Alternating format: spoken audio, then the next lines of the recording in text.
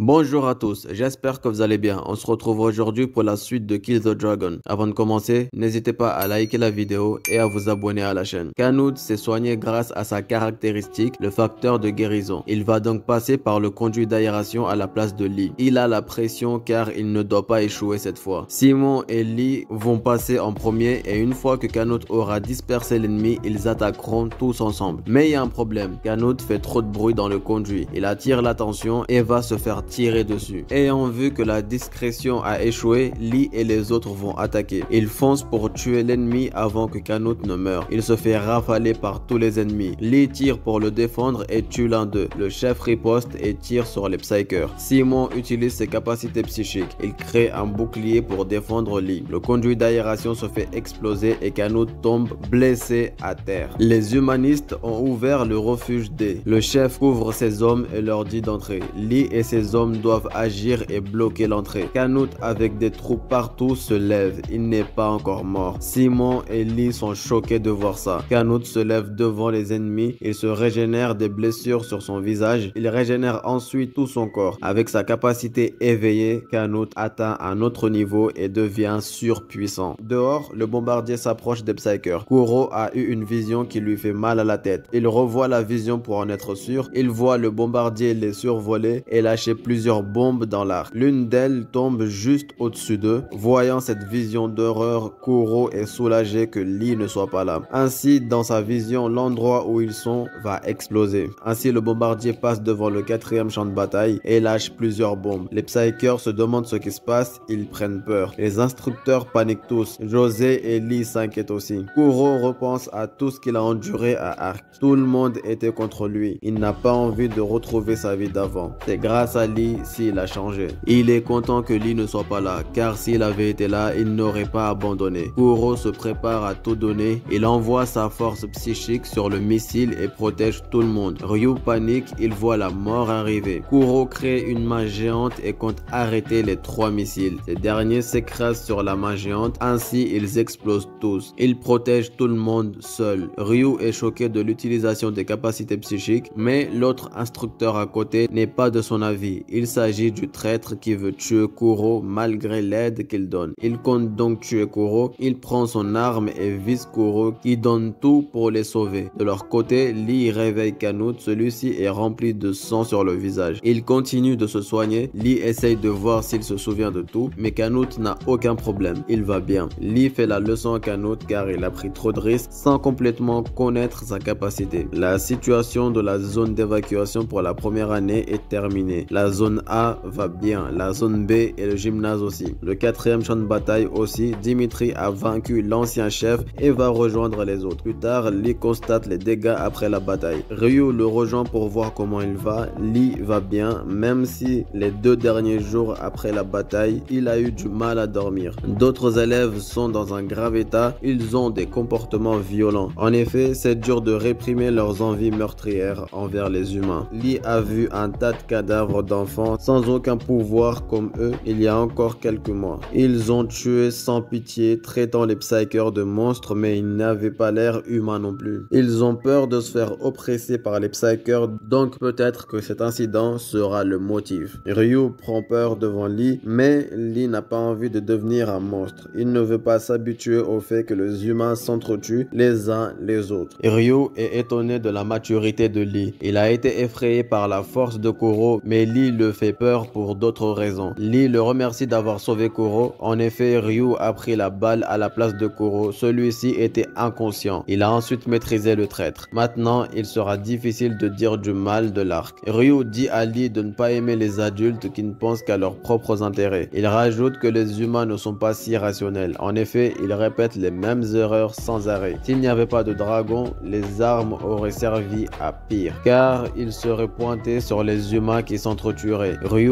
aussi travaille pour son pays à sa manière. Il finit sur ces mots et part. Mais Lee le traite de lâche, car en effet, si on sait que telle action est une erreur, il ne faut pas la répéter. Ryu s'arrête et lui et ses hommes ont peur de Lee. Les 2 incidents qui sont survenus après l'apparition de la fissure ont laissé une blessure énorme dans l'arc. Lee fait ses bagages. Plus de la moitié des élèves de première année sont morts et la moitié des survivants ont quitté l'arc. Certains ont aussi annulé annuler tout le programme et suivre une thérapie pour traumatisme. Lee, lui, retrouve Silence bagage à la main. Il est le seul qui monte en 3e année. Il retrouve Silence qui semble avoir un problème. Lee lui demande ce qu'il y a. Silence passe sa main au-dessus de sa tête pour lui faire comprendre qu'il a grandi depuis la dernière fois. Silence se retourne ensuite et part devant. Il se dirige vers la zone A du bâtiment des 3e années. Sur celui-ci, il y a marqué force psychique. Une personne vient et lui dit qu'il n'y a aucune différence entre les psychers de première et de deuxième génération. Ils sont tous appelés FP pour force psychique. Cette personne s'appelle Johnny Schwartz. Lee se présente mais Johnny confond avec Chan qui est du japonais. Lee le corrige mais il persiste à l'appeler Lee Chan. Il lui annonce ensuite que son prédécesseur l'attend. Lee part avec Silence pour voir son logement. Il est étonné car le logement est énorme. En effet, la taille est 2 fois plus grande que la salle en 2e année. Ils partent ensuite à la cuisine. Lee voit des vrais chefs faire des plats. Il y a une variété de plats pour satisfaire tous les goûts. Silence précise même qu'il y a des plats chinois et japonais. Lee lui dit qu'il est coréen, mais Silence s'en fout. Pour lui, ils mangent tous du riz. Mais Lee dit que la nourriture de son pays ne lui manque pas. Il fait remarquer à Silence que ce qu'il va manger est trop sucré. Silence explique que les psychers doivent consommer des aliments riches en sucre car leur pouvoir psychique en demande beaucoup. Ça fait longtemps que Lee ne s'est pas trouvé devant un bol de riz. Cela lui fait bizarre. Silence est impressionné en le voyant car Lee utilise les baguettes, chose que les autres ont du mal à faire. Silence dit même qu'apparemment ils peuvent attraper des mouches avec. Il tient cela du film Lutte contre le dragon où un homme attrape une mouche avec ses baguettes. Lee lui demande si son masque aussi vient d'un film et en effet c'est le visage du cyborg C3 dans un film nommé Le meurtrier à la scie électrique terminale. Une fois fini, ils sortent de la cuisine. Devant, un homme vient parler à Lee l'appelant Super Rocky. Il s'agit de Raokia qui appelle Lee petit, mais une fois devant lui, c'est plutôt lui qui est petit. Raokia lui demande ensuite si c'est lui qui a cassé les jambes de Red. Il en rigole disant qu'il aurait aimé les lui briser lui-même. Il propose ensuite à Lee d'aller se battre à la salle d'entraînement. Lee voit en lui ce qu'il a vu en Chen et Dimitri. Il comprend alors qu'il est fort. Ils partent donc à la salle pour se battre. Raokia dit à Lee de lui montrer sa force. Lee prévient qu'il pourrait faire mal, mais Raokia n'a pas peur. Les élèves encouragent Lee. Tous le font, sauf Raokia, ce qui annonce une défaite pour Lee. Il attaque Lee au visage, il arrive à esquiver, mais il s'est quand même un peu fait toucher. Raokia se concentre sur Lee, évite facilement son coup. Lee enchaîne sur un autre, mais Raokia l'évite aussi. Lee envoie un coup de pied, Raokia l'arrête avec son poing. Il a évalué la force de Lee et comprend qu'il a renforcé son corps, ce qui laisse une seule solution à Raokia. Il attaque Lee au visage car c'est le point faible des corps renforcés. Lee commence à saigner, il se déconcentre. Raokia l'attaque donc sur les côtes. Lee comprend que pour gagner, il faut le faire tomber. Il attrape donc la jambe de Raokia. Il essaye donc de le faire tomber, mais Raokia veut arrêter le combat ici. Il se débloque facilement, ce qui étonne Lee. Il ne comprend pas ce qui se passe et se fait éjecter contre un mur violemment. Si Lee avait été quelqu'un d'ordinaire, il aurait été gravement blessé, mais ici, ce n'est pas le cas car il est psyker. Raokia va voir s'il va bien. Lee se jette d'un coup sur lui, énervé, ce qui étonne Raokia. Lee allait le frapper avec un bâton en acier, mais Raokia l'arrête. Lee reprend donc ses esprits et présente ses excuses pour s'être emporté. Raokia dit à Lee que leurs corps renforcés ont un poids faible. En effet, leurs corps sont aussi forts que le fer pour porter une armure psychique, mais le poids à supporter a aussi augmenté. C'est une bonne chose que Lee ait changé de style d'attaque, mais il l'aurait fait depuis le début s'il avait su que Raokia était résistant. Mais ça arrive avec l'expérience. Lee a encore beaucoup à apprendre. Raokia lui donne rendez-vous demain à la même heure. Lee en est étonné, il ne s'y attendait pas. Le lendemain, Raokia est à la salle d'entraînement. Il est avec Lee, prêt à se battre. Raokia montre une personne du doigt. Il s'agit d'un autre instructeur qui s'entraîne. Lee le reconnaît. Il s'agit de Johnny Schwartz. C'est un psyker de première génération qui a pour caractéristique le corps renforcé. C'est un expert en combat de proximité. Il a participé 2 fois à l'expédition contre les dragons et une fois il a même attrapé et tué un loup-garou à main nue. Raokia dit à Lee d'aller faire tomber Johnny. Lee a eu peur au début mais accepte car Raokia doit avoir une raison de lui faire ça. Il va donc demander un combat à Johnny. Celui-ci reconnaît Lee mais l'appelle Chan au lieu de Lee Han. Johnny demande à Lee s'ils doivent utiliser les capacités psychiques, mais vu que sa caractéristique est le corps renforcé, il lui dit de combattre sans. Johnny accepte, appelant Lee encore une fois Chan. Celui-ci le corrige en disant que c'est Lee Han.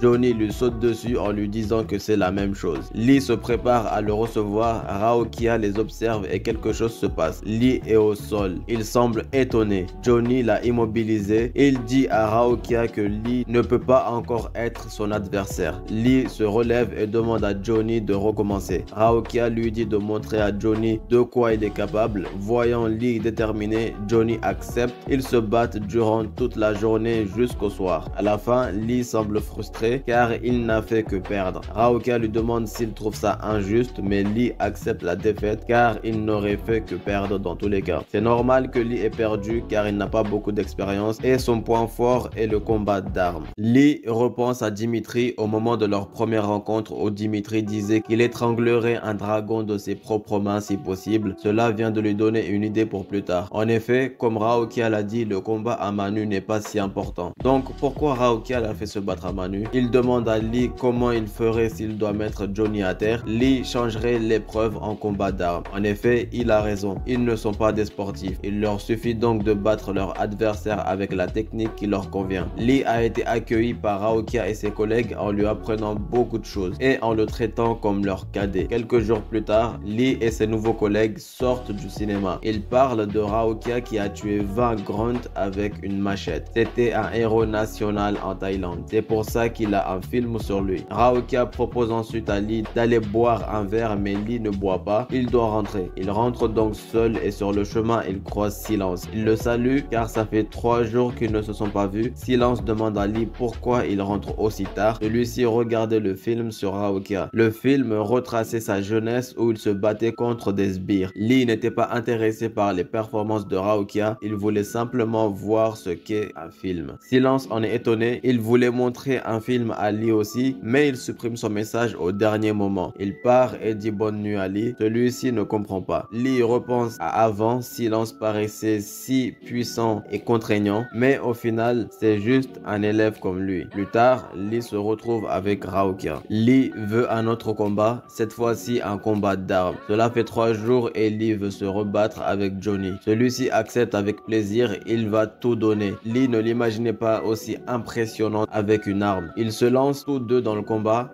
Johnny se met en position de défense. Lee a mémorisé tous les styles d'attaque et habitudes de Johnny durant ces 3 derniers jours. Il arrive donc à visualiser tous les prochains mouvements que Johnny fait en avance. C'est comme s'il était voyant. Il met donc un gros coup à Johnny au ventre. Celui-ci le sent passer. Il n'arrive pas à croire que Lee vient juste d'être promu en 3e année. Lee ne lui laisse pas le temps. Il attaque encore. Il frappe Johnny à la jambe. Le coup le fait trébucher. Maintenant, il doit donner le coup fatal. Mais Johnny se rattrape au dernier moment. Lee se concentre et pense à l'endroit où il va frapper et frappe en visant le visage de Johnny. Mais son attaque a été arrêtée par Johnny avec sa main et Lee a à nouveau perdu le duel contre Johnny. En effet, celui-ci le braque avec sa lance proche du cou de Lee et a arrêté la lance de Lee avec sa main. Mais Lee aurait pu gagner s'il n'avait pas hésité. Johnny est content. Il invite Lee à boire un coup avec ses amis. Raokia est venu le féliciter. En effet, laissant sa fierté à Johnny, Lee vient de gagner un nouvel ami. Ainsi, il pourra apprendre beaucoup de choses de Johnny. Il part ensuite retrouver Octo. Celui-ci se présente officiellement à Lee puisqu'il est en 3e année. Il s'appelle Siegfried Schumacher. Octo est un surnom qu'on lui a donné car il travaille tellement vite qu'on dirait qu'il a 8 bras. Enfin, c'est plutôt Octo lui-même qui s'est donné ce surnom. Il est étonné que Lee devienne FP avec un grade et des capacités si basses. Il est le seul. Octo présente ensuite quelque chose à Lee qu'il reconnaît. C'est le héros de la contre-attaque lors de la dernière guerre. Il s'agit de l'armure psychique. Lee en est impressionné, mais il a l'air de manquer de structure. Octo le lui présente. C'est l'Old Man 3. Octo a rénové celle de la première génération pour l'entraînement. Lee va s'entraîner un peu tous les jours. Il rentre dedans et Octo commence à fixer l'armure. Lee remarque alors qu'il peut pas l'enfiler seul. C'est pourquoi il a besoin d'ingénieurs et de machines. Lee demande pour les toilettes, mais il n'y pensera pas devant la mort. Octo ne pourrait jamais créer une armure en prenant ce paramètre en considération. Lee doit s'y habituer, cela lui fait perdre toute illusion. Une fois habillés, ils vont ouvrir les cylindres pour connecter l'armure au matériel de dragon. Ils vont donc vérifier le temps maximum de fonctionnement de l'armure psychique. Plus tard, un hélicoptère se dirige vers vers le laboratoire psychique dans le sud de Qinghai en Chine. Dedans, il y a Johnny. La Chine a fait une demande officielle d'envoi après l'attaque d'Anelu. Il n'y a qu'un et a réussi à paralyser toute la Chine entière. Selon le gouvernement chinois, Lelu a une puissance incroyable. Il a anéanti 2 brigades de la force spéciale qui ont été envoyées. Ils auraient peut-être besoin de renforts eux aussi, car ça a l'air dangereux. En effet, si Lelu utilise des boucliers psychiques dans un couloir étroit, un soldat ordinaire n'a aucune chance. Mais les Psykers, eux, sont différents. Il leur suffit de percer le bouclier psychique. Johnny demande son avis à Lee en l'appelant Lee Chan, mais celui-ci ne réagit pas. Johnny est frustré car il veut l'entendre le corriger en lui disant Lee Han. Les autres instructeurs rigolent de la situation. Johnny aussi, ils aiment bien Lee. L'hélicoptère se rapproche de la destination. Lee devient sérieux, il s'agit de sa première mission. Les élus lui rappellent de mauvais souvenirs. Au loin, quelque part, des soldats sont au sol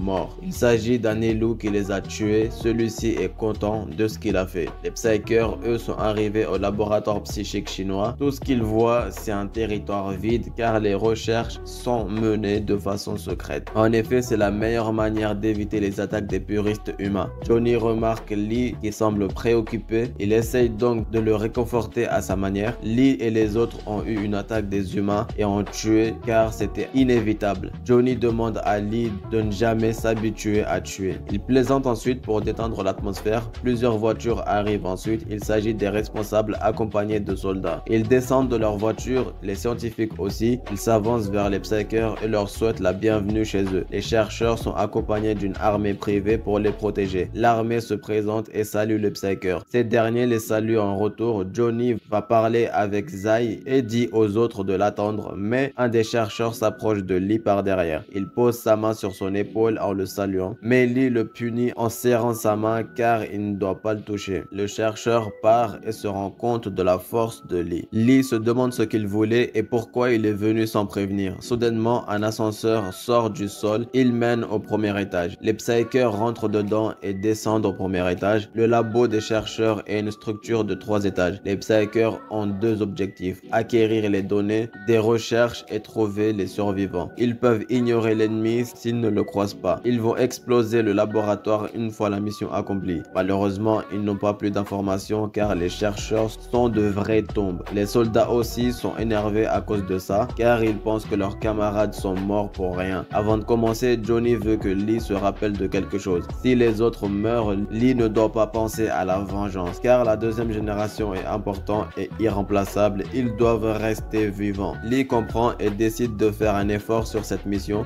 Johnny en est content. Maintenant, la mission peut commencer. L'ascenseur s'ouvre. Pour l'instant, tout est vide. Ils vont vers la première salle. Ils se préparent à rentrer, mais il n'y a rien dedans. Le premier étage est vide. Ils peuvent maintenant descendre au deuxième. Lee a l'impression qu'ils ont raté quelque chose d'important. Ils sont maintenant à la porte du deuxième étage. Johnny ouvre à peine la porte et quelque chose l'interpelle. Il y a une odeur de sang, mais soudainement, Lee comprend ce qui ne va pas. Il vient de comprendre pourquoi il se sentait bizarre. Il n'y a aucune trace de combat entre le premier et le deuxième étage. Il y a donc une forte chance que l'attaque ne vienne pas de l'extérieur. Et en effet, il y a beaucoup de coins sombres et étranges. Il n'y a aucun ascenseur qui va au troisième étage car ils doivent garder quelque chose sous contrôle. Johnny décide de partir car les chercheurs leur ont donné de fausses informations. Ils doivent en prendre la responsabilité. Mais soudain, la lumière s'éteint. Les Psykers sont surpris. Ils utilisent leurs lunettes pour voir dans le noir. Johnny comprend qu'ils sont sur écoute car les chercheurs ont coupé l'électricité au bon moment. Lee repense au chercheur qui l'a touché tout à l'heure. Il avait l'air bizarre et Lee n'a pas compris ce qui s'est passé. Il regarde son épaule pour vérifier s'il n'y a rien et trouve un mini micro caché par le chercheur. Ils comprennent donc qu'ils étaient sur écoute. Maintenant, ils sont obligés d'avancer. En effet, la communication extérieure est aussi bloquée. Pour sortir, il faut trouver la salle d'alimentation d'urgence et remettre le courant manuellement. Les Psykers rentrent dans une salle qui va choquer chacun d'entre eux. La scène devant eux est plus qu'horrifique car en effet, il y a plein de soldats accrochés sur les murs et au sol et du sang partout. Lee est choqué par ce qu'il voit. C'est la première fois qu'il voit ça. Même les anciens sont étonnés étonné de voir ça. Johnny regarde Lee, celui-ci commence à se sentir mal. Il entend Johnny de manière floue et de plus en plus éloignée. On lui donne de l'eau à boire, il se sent un peu mieux et a réussi à se calmer. Johnny comprend car même eux ont rarement vu une scène aussi horrible. Au contraire, il trouve Lee courageux alors qu'il a le même âge que son petit frère. Lee ne savait pas que Johnny avait un petit frère. Il lui dit que lui aussi a de la famille. Johnny avait 2 frères mais sa famille a été tuée par des sbires. Désespéré, il s'est jeté sur les sbires. Il savait que c'était absurde mais il voulait mourir aussi. Mais à sa grande surprise, il n'était pas mort. Au contraire, il a réussi à tuer le sbire. Ainsi, il est devenu soldat et il se rendait sur chaque champ de bataille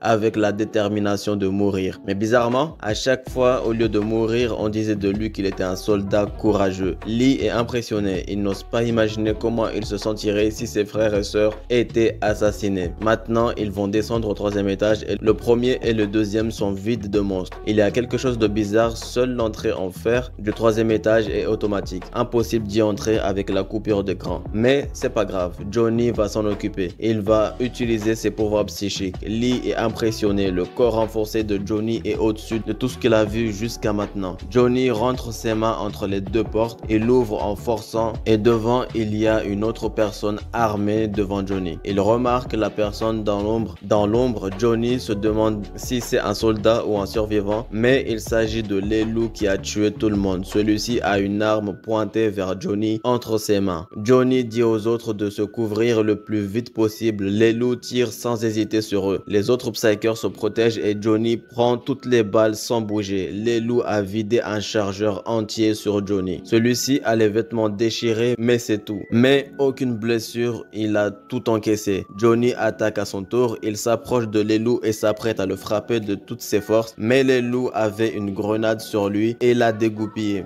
Johnny remarque la grenade, mais il est déjà tout prêt. Il s'arrête et se protège de la grenade. Encore une fois, Johnny n'a aucune blessure et Leloup a disparu. Les autres Psykers arrivent derrière Johnny. C'est la première fois où les Psykers voient un Leloup utiliser des armes humaines. Leloup se bat avec des équipements humains et en plus il a essayé d'attirer et d'éliminer une personne face à un grand nombre d'ennemis. Il se bat comme un homme. À la base, Johnny voulait aller à la salle d'alimentation, mais là il faut qu'il sache ce qui s'est passé au labo. Maintenant que Leloup sait qu'il ne peut pas tuer avec une arme à feu, il ne reviendra pas si facilement pour attaquer. Mais les Psykers ne comprennent pas comment Leloup a fait pour disparaître. Celui-ci est blessé suite à la grenade qu'il a fait exploser. Il ne comprend pas pourquoi les armes n'ont rien fait aux Psykers. Leloup veut devenir plus fort que maintenant et c'est la première fois qu'on voit un Leloup parler. Leloup veut plus de chair pour devenir plus fort. Il commence à absorber l'énergie des corps humains qu'il a accrochés partout. Leloup se nourrit de ses proies. Il absorbe toute l'énergie dont il avait besoin. Leloup est guéri et semble se sentir plus fort qu'avant. Du côté des Psykers, ils arrivent à activer l'électricité d'urgence. Johnny met ses lunettes de soleil et est prêt à passer à l'action.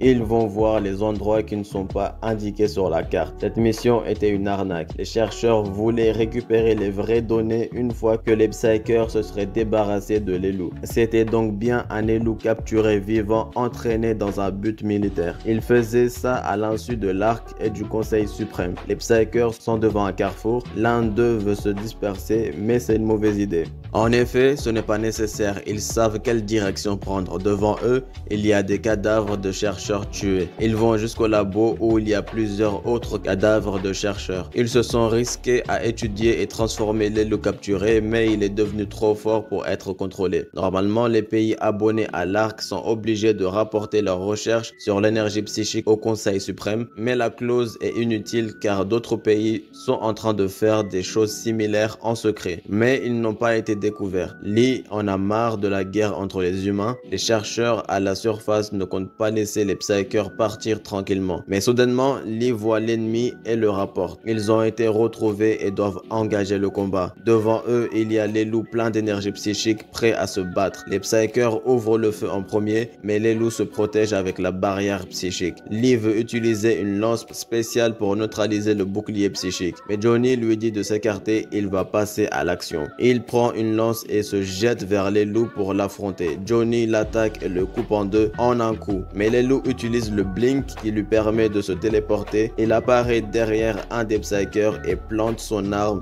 dans son épaule. Harold dit à Lee d'attaquer et de ne pas se soucier de lui. Les loups enfoncent encore plus son arme. Harold dit à Lee d'attaquer, mais celui-ci prend peur et hésite. Il sait que c'est le bon choix pour blesser les loups, mais il n'arrive pas à attaquer. Il voit Kuro à la place d'Harold. L'autre psyker prend l'initiative et tire sur Harold et les loups. Ainsi, il touche les deux plusieurs fois. Les loups est aussi touché à la tête. Les loups lâchent Harold suite aux blessures. Johnny dit à Lee de se reprendre et de rester concentré. Mais celui-ci n'y arrive pas. Il va être étonné par ce que les loups va montrer. Il a incrusté sur le front un cristal psychique. Mais étant trop blessé, les loups décident de s'enfuir au lieu de se battre. Johnny demande à Zai comment va Harold, mais celui-ci est mort suite aux blessures par balle. Les psykers doivent faire face à la mort de leur collègue. Lee s'énerve et propose de poursuivre les loups et de le tuer maintenant. Johnny lui demande s'il veut dire qu'ils doivent se venger, et c'est bien ce que Lee veut. Puisqu'il est blessé et son énergie psychique est HS, Johnny est d'accord. Ils vont partir chasser les loups. Sans perdre de temps, les psykers commencent à chercher. Ils résument ce qu'ils ont appris de l'attaque précédente. Ils savent qu'il ne peut pas utiliser Blink deux fois. Il ne peut pas utiliser le bouclier et le Blink en même temps. C'est pour ça qu'il a utilisé Harold comme bouclier. Maintenant qu'il est blessé, c'est peut-être leur seule chance de l'avoir. Il y a maintenant 3 directions, ils doivent se séparer. L'un des 3 psykers va rencontrer les loups et devra se battre. Lee est maintenant seul, il est aux aguets. Il se retrouve devant un couloir rempli de cadavres sur les murs. Lee commence à trembler devant cette scène d'horreur. Il arrive à se calmer et se concentrer. Il passe entre les cadavres sans les regarder. Mais une fois fait, un des cadavres bouge. Il s'agit de Leloup. Il se montre machette à la main derrière Lee et compte le tuer. Celui-ci a senti sa présence et regarde derrière lui. Après son expérience avec la fissure, Lee sait que cette exposition n'est pas simplement pour provoquer ou faire peur à l'ennemi. C'est pour augmenter son énergie mentale afin de recharger son énergie psychique en se rappelant de la haine envers les humains qui l'ont retenu dans d'affreuses souffrances et du plaisir qu'il ressentait en les tuant. Donc il est forcément ici et en effet il est derrière Lee. Il l'attaque sans prévenir mais Lee réussit à esquiver. Il s'est servi de son arme pour se protéger. Lee se retourne tout de suite et pointe son arme vers les loups. Il lui tire dessus à plusieurs reprises et continue avec sa lance pour le finir. Il va utiliser son énergie psychique pour donner un coup fatal. Il plante les loups dans le cœur mais celui-ci a réussi à utiliser Blink pour se téléporter. Lee n'a pas pu le finir mais il se retourne tout de suite. En effet, il sait où il va apparaître et s'apprête à attaquer. Ainsi, Lee lance son arme vers les loups et vise la tête. Ainsi, Lee arrive à tuer les loups tout seul. Il rejoint l'équipe et met Harold dans un sac mortuaire. Lee est frustré qu'il soit mort. Ça aurait pu s'éviter si les chercheurs avaient été honnêtes, mais la mort de quelques soldats leur importe peu. Ceux qui font bouger des centaines de milliers de personnes en un mot ne peuvent pas travailler s'ils se sentent oppressés par le poids de chaque vie. C'est pour ça qu'ils ne ressentent plus rien. Ils s'y habituent petit à petit.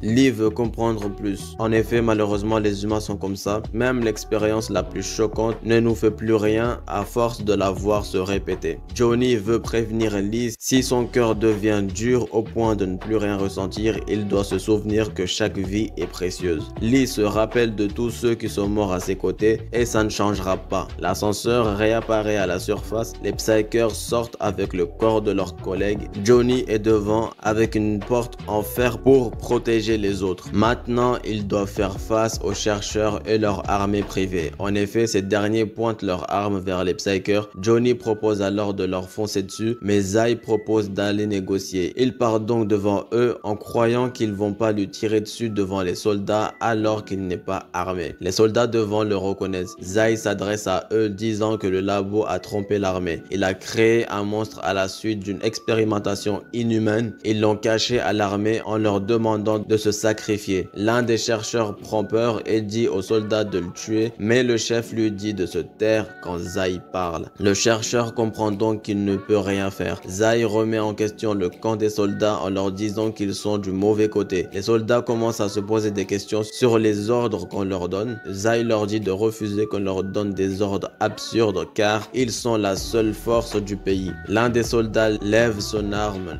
ne la pointant plus vers les Psykers. Les autres le remarquent et sont étonnés. Il pointe son arme vers un des chercheurs. Le chef des soldats ne fait rien. Zai Jun est un héros national chinois. Il a réalisé le plus grand nombre d'actions pendant la première guerre. La plupart des soldats sont entrés dans l'armée grâce à lui. Un chercheur attrape le chef des soldats par le col. Il leur donne de donner l'ordre de tirer. Il commence à menacer la famille du chef s'il ne fait rien. Soudainement, un coup retentit. Les Psykers sont étonnés. Le chef vient de tuer le chercheur devant les autres. Il salue ensuite les Psykers. Zai demande si tout ira bien, mais le chef est prêt à être puni. Si le conseil ne veut pas élargir le problème sur toute l'Asie du Nord-Est, toute responsabilité retombera sur le laboratoire. Zai le remercie pour ce qu'il a fait. Celui-ci n'a pas peur car la punition ne devrait pas aller plus loin que l'interdiction de promotion. Il se compare à Zai qui lui a renoncé aux richesses et aux honneurs pour entrer dans l'arc. Les Psykers partent ensuite dans leur hélico. Lee dedans dort. Johnny est étonné de le voir comme ça. En effet, c'est la première fois qu'il le voit dormir. Mais c'est normal, Lee a tout donné dans la mission, il est fatigué. Plus tard, des soldats tirent en l'air en même temps. C'est pour les funérailles des soldats morts. Leurs armes et casques sont posés devant les autres Psykers qui se recueillent pour les défunts. Lee aussi est là, habillé comme les instructeurs. Il est triste pour la mort d'Harold. Plus tard, il retrouve Zai et parle des négociations avec les soldats chinois. Lee était inquiet. En effet, si Zai n'était pas spécial pour eux, ils auraient attaqué les Psykers avant même qu'ils puissent parler. Les soldats ordinaires comme Harold ou Raokia sont des héros de guerre dans leur pays natal. Mais Zai ne se considère pas aussi impressionnant qu'eux. Ses exploits ont été exagérés pour pousser les gens à rejoindre l'armée. Une personne arrive et lui dit de ne pas être modeste. Depuis qu'il est à Ark, ses performances font de lui un héros. Il s'agit de Johnny qui est venu chercher Lee car il est convoqué. Ils vont dans une pièce luxueuse. Johnny part et dit à Lee d'attendre car il va arriver. Lee veut savoir qui arrive mais Johnny est déjà parti. Il y a un écran devant Lee, deux personnes apparaissent. Il s'agit de José et Canute en plein match. Lee est étonné de les voir mais il veut voir leur adversaire. José dit à Canute de pénétrer la défense ennemie. Il va retenir l'adversaire. Il se prépare à attaquer avec son feu au maximum. Devant lui c'est Simon. Il est prêt à recevoir José. Il active son bouclier psychique pour se protéger. José l'attaque sans retenue. Canute peut donc agir et avancer. Mais Simon ne va pas se laisser faire. Il désactive son bouclier psychique, laissant le feu de José passer. Celui-ci atteint Canute qui se fait propulser. José a perdu le contrôle de son feu. Canute tombe à cause du feu de José. Ainsi, José et Canute perdent face à Simon. Lee constate à quel point Simon est devenu fort. Mais il manque une personne. Lee ne voit pas Kuro. Justement, le chef d'état-major voulait voir Lee pour Kuro. Il se présente à Lee, celui-ci le salue. Il comprend que c'est un homme important pour Ark. Une fois assis, le chef d'état-major parle du problème. Il est face à un dilemme. Ils veulent savoir si Kuro est hors service ou non. Lee est le seul à pouvoir éviter ça. Il part donc voir Kuro accompagné par un soldat. Après l'attaque des humanistes purs, Kuro a élevé le niveau S. Mais cet incident lui fait toujours de la peine. Le traître a été arrêté, mais tout n'était pas fini. En effet, Kuro n'a pas pu arrêter ses pouvoirs psychiques. Il en a perdu le contrôle. Tous les autres ont été choqués. Kuro a encore perdu le contrôle et est devenu victime de ses pouvoirs. Il a envoyé ses pouvoirs vers le ciel. Un avion ennemi s'y trouvait et ses pouvoirs sont allés vers lui. Kuro a attrapé l'avion de chasse et l'a conduit vers les humanistes qui se trouvaient proches d'eux. Il a donc dirigé l'avion vers eux pour les tuer. L'avion a explosé et Kuro les a tués. C'est son premier meurtre. Depuis, Kuro refuse de s'entraîner. Il est perturbé car il pense avoir commis un meurtre au premier degré. Lee doit donc le convaincre de reprendre l'entraînement, sinon il sera éliminé et les chefs ne veulent pas tuer un Psyker de niveau S. Lee est devant une salle, c'est là que se trouve Kuro. Celui-ci y est gardé par des soldats. Lee rentre dans la salle et Kuro le salue. Ça fait longtemps qu'ils ne se sont pas vus. Kuro a perdu du poids, il a l'air fatigué. Lee s'assoit devant lui et lui dit que ce n'est pas de sa faute. Mais Kuro dit avoir peut-être voulu tuer inconsciemment. Mais même si c'était le cas, c'était pour protéger, donc personne ne lui en veut. Mais c'est déjà ce que tout le monde dit à Kuro. Lee n'arrive pas à le comprendre, il est trop gentil. Il a réussi à tenir jusqu'ici car il voulait suivre Lee. Si ça continue ainsi, Lee perdra un nouvel ami. Il ne veut plus ressentir cette douleur. Il dit donc à Kuro d'abandonner ici et de quitter Arc. Kuro n'est pas fait pour les combats, il est trop faible psychologiquement. Lee insiste donc sur le fait qu'il doit abandonner. Kuro n'arrive pas à y croire. Lee et les autres sont ses seuls amis. Donc entendre Lee lui dire d'abandonner le choque. Il lui dit qu'il le protégera même s'il doit tuer pour ça. Il dit à Kuro d'abandonner les combats car grâce à ses compétences, il pourra jouer un rôle important ailleurs. Entendant Lee dire à Kuro d'abandonner, les soldats décident d'entrer et de faire sortir Lee. Il court donc vers la porte d'entrée. Lee les voit, il se lève, attrape la table et la pousse de toutes ses forces pour bloquer la porte. Les soldats ne peuvent donc pas entrer. Ils disent à Lee d'ouvrir la porte, ils leur disent de se taire car ils parlent. Les soldats vont utiliser un bélier pour forcer l'entrée. Lee avoue à Kuro qu'à la base, il voulait le convaincre de reprendre les entraînements, mais à ce rythme, à la fin de la guerre, il vivra dans des souffrances pour le restant de sa vie. Kuro s'inquiète pour Lee car il sera puni après ce qu'il a fait, mais Lee est un soldat, il peut être engagé dans un combat réel, il sera donc au pire grondé. Kuro est à nouveau impressionné de voir que Lee est tout calculé. Les soldats frappent la table pour rentrer. Kuro s'inquiète, mais les soldats réussissent à rentrer en cassant la table et la porte. Il saute tout de suite sur Lee. Kuro est spectateur de tout ça. Voyant Lee au sol, il s'énerve, il ne peut pas rester sans rien faire. Il active donc ses pouvoirs psychiques et dit aux soldats de le lâcher. Kuro s'énerve et enlève la tête des deux soldats instantanément. Lee part ensuite de la salle, il croise le chef d'état-major, il se regarde sans rien dire. Il félicite Lee car il avait tout calculé depuis le début. Lee ne dit rien et garde un regard sérieux. Il repense à ce qui s'est passé avec les soldats. Ils ont eu l'impression que leurs coups ont été coupés, mais ce n'était qu'une illusion créée par la peur en voyant Kuro. Même dans son état, il pourrait tuer toutes les personnes dans la pièce. Les soldats sont terrifiés, mais Kuro se calme. Il accepte de faire l'entraînement de contrôle et aller en 3e année ensuite. Il leur dit donc de lâcher Lee. Celui-ci est à moitié content car il ne veut pas perdre ses amis. Maintenant, les choses ont changé entre Kuro et Lee. Kuro était toujours sous la protection de Lee depuis le début, mais maintenant c'est plus pareil. Kuro veut qu'ils soient amis, mais sur un pied d'égalité. Lee le sait, mais n'en est pas content non plus. Il part ensuite et laisse le chef d'état-major. Une personne rejoint le chef avec une jambe en fer. Il s'agit de John qui avait dit au chef que Lee allait tout arranger. On retrouve ensuite Raokia qui se bat. Face à lui, c'est Lee qui se prend tous les coups. Il se bat aussi contre Johnny qui lui saute dessus. Il attrape Lee par le ventre et lui fait une prise de catch. Le choc fait trembler toute la pièce d'entraînement. La nuit tombée, l'entraînement est fini. Lee part avec Silence qui se moque de lui et Raokia et Johnny qui lui disent au revoir. Lee regrette d'avoir demandé à Silence de le superviser. C'est à cause de ça qu'il s'est retrouvé face à Raokia et Johnny qui étaient contents de pouvoir le torturer un peu. Silence lui demande pourquoi est-ce qu'il veut apprendre l'art martial. Ça peut être utile pour lui et l'aider à s'en sortir dans n'importe quelle situation. En effet, c'est pourquoi Silence est allé voir Johnny pour entraîner Lee. Pendant l'entraînement, Silence se moquait de Lee avec Raokia et Lee souffrait. Maintenant, il a mal au dos. Silence lui propose de le porter, mais Lee refuse. Plus tard, John casse une porte avec un coup de pied et il peut reprendre du service. Il annonce son retour. Il retrouve Lee et les autres. Lee est étonné de le voir, il ne s'y attendait pas. Johnny complimente John avec son nouveau pied en fer et Lee demande s'il va reprendre les missions. Pour l'instant, Johnny est instructeur de première année et il lui reste des traitements de réadaptation à suivre. John a eu des nouvelles de Lee en 3e année et le félicite. Il le prend ensuite à part pour lui parler en privé. John parle de l'Elumage qu'il a attrapé.